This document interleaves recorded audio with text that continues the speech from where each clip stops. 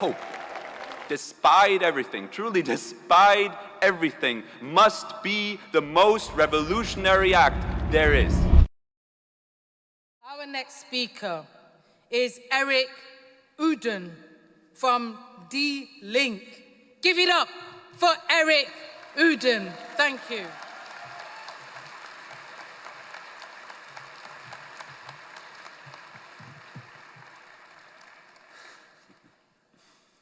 Well, dear ladies and gentlemen, and everyone in between and outside of those social categories, I believe of all of the socialist parties across Europe, the German left is the last one to lecture anyone on international solidarity. Well, here I am anyway. As a representative of Die Linke, I know how rough it can be existing as a democratic socialist within a world subject of the contradictions of capital. However, I think through all the media defamations and other struggles, we can so easily forget how monumental this party, our conference here today, truly is. Not just for Britain, but for the whole world. Thank you. When in history have the people doing the right thing not been defamed? Their goals been described as utopian, impossible even. When have those who wanted to shake the foundation of an established power structure in exchange for something that benefits all over the few not been attacked by those few? And I'm sorry to say this, but those who want feel-good politics and defeating fascism with the power of love, our world isn't that kind. However, love is always part of the solution, and hence, within our ranks, solidarity should always be priority number one. We should live the world we want to create as well as possible within our party. Otherwise, how would people be reminded what they are fighting for? I'm going to lose some words in the documents and the conference as a whole, because these founding documents, which you've probably studied tirelessly, wrote amendments for, and have now debated here for the past 2 days, lay the foundation for a new kind of politics in the United Kingdom. Zoran Mamdani winning the New York mayoral elections, democratic socialist parties being on the rise again in all of Europe, especially in Germany with a historic and really unexpected sweep in the last general elections this year. This is our success. And I think a speaker yesterday made some notes about this, how our conference here today was an anniversary for the first demise of Margaret Thatcher. And at least with that, with decades of unregulated capitalism leading to the degradation of public services everywhere, people are fed up. And it's safe to say that, again, at the latest of the founding of our party, once and for all, Thatcherism is dead.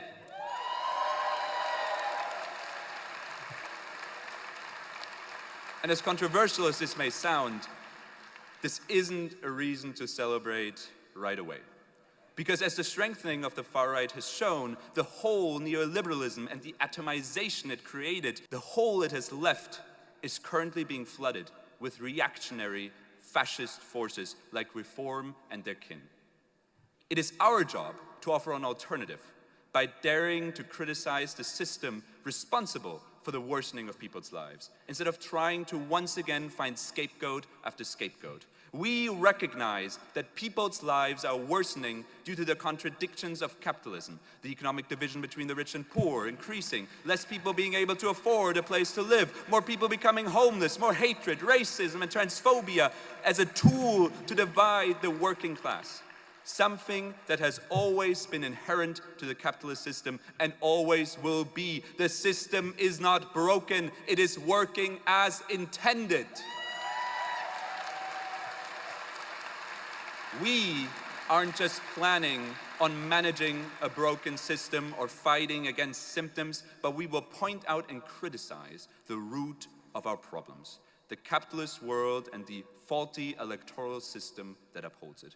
We know capitalism cannot be reformed, it needs to be abolished. Ladies and gentlemen, and everyone in between and outside of those social categories. And it isn't our job to fight its symptoms, become managers of this crisis, and have our main political goal just be the redistribution of wealth. We need to ask why that wealth is even distributed this way to begin with, and establish a system where the exploitation underlying that fact doesn't exist in the first place. A socialist economic system, that's our goal.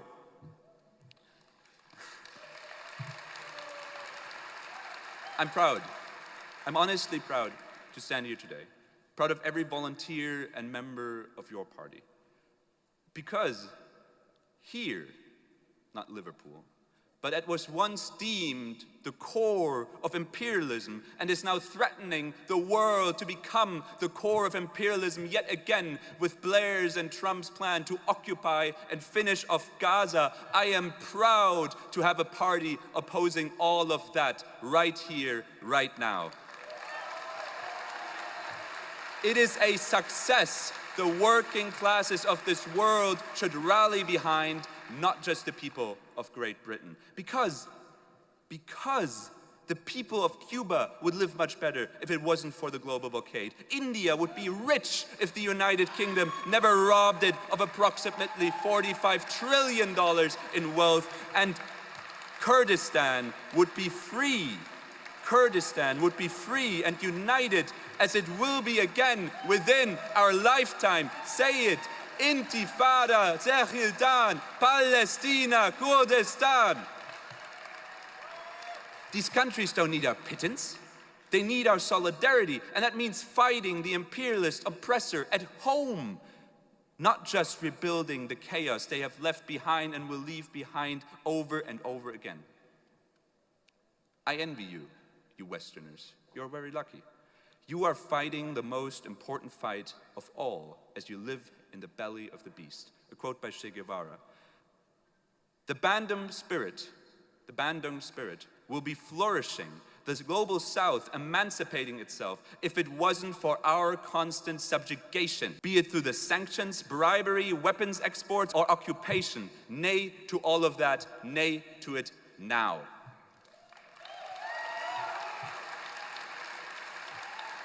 I have some interesting thoughts on terrorism. I don't know, some of you were at the eve of conferences, rallies. Okay, that's a terrible thing to say.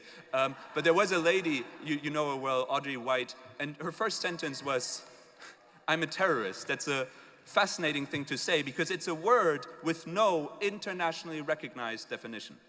Suddenly, it's being used against domestic organizations like Palestine Action to justify their silencing. The so-called global war on terror culminating in what was always its goal, pointing the double-edged sword of imperialism against one's own people.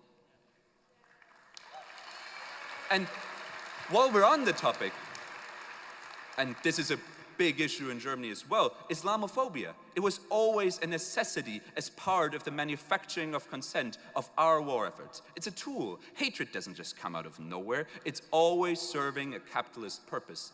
And I want us to think of this, because in Germany, in the elections, and every time, people speak of hatred, people speak of all the racism that's suddenly come up, as if it wasn't historically always that way. Okay. I think I need to hurry up a bit. But when I spoke of this party, I said our party, didn't I? Some of you may have noticed. And many people have asked me in the past months why I, as a German particularly, was such a strong supporter of this British party or even interested in British politics at all. Now, I could respond to this, citing my many queer and especially trans friends who finally feel like they have a political home in this country. Thanks to the movement everyone here started. I could also talk about how soul-crushing Israel's genocide in Gaza is, and how this political movement allows for a glimmer of hope in an age of darkness. But let me respond to this inconsistency with a question. How many proletariats are there? 195 or just one? I believe in this party, not because I need to know its leaders or have trust in anyone in particular. I believe in the success of this party because I understand history. because our analysis of this world is materialist, and the same logic of capital that has led to the rise of fascism back in the day is what's leading to the rise of fascism in the United Kingdom today. The contradictions of capitalism are coming to a maximum. People will flock to the reactionary forces. Other parties will try to mimic their racist policies in a doomed attempt to recuperate some voters. And in that mess, we will be right here, ready with the solution.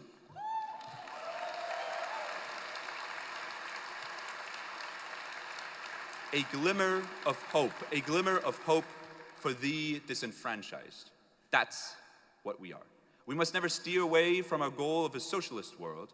And on our path, there's one thing we must never forget. We organize hope. That's what socialists do. It's the one resource more scarce than crude oil or good prime ministers. Hope. A finite belief that a better world is possible. And I believe, I truly do, there's no crime greater in the age of neoliberalism than for the ruling class to have robbed us of hope. Nobody voices their opinions anymore. They state their analysis of the world as fact, and they pretend their political actions are the only possible consequence.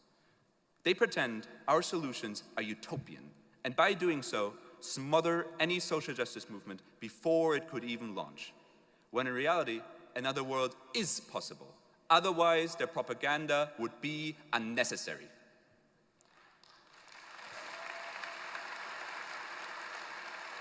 The war over hegemony, authority, and your future has been outsourced into the one space capitalism has yet to occupy: your mind. And I also believe this quote is thrown around very often. Rosa Luxemburg, she said, socialism or barbarism. Many people don't know that the quote is from her. And she also said another thing, that saying it as it is remains the most revolutionary act. And I agree, there's a lot of space for that. There's a lot of people saying it as it is. And I would offer a more modern interpretation. Having hope, despite everything, truly despite everything, must be the most revolutionary act there is. And so, with my final words, don't worry, let me leave with one message, so contemporary and yet timeless. I oppose genocide, and I support any action against it.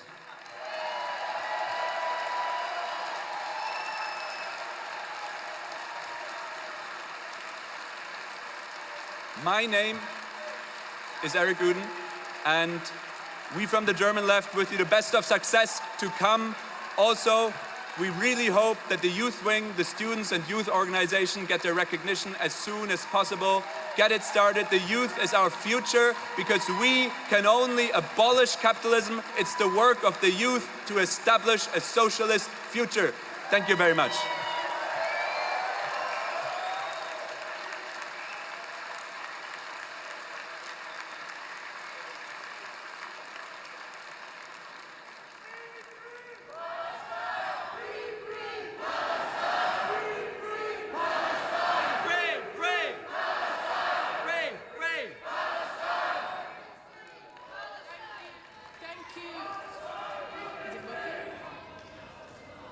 Okay. Thank you, conference. Thank you, Erik. That was brilliant. The future is all in great. shambles, tangled necklace, what I tell you.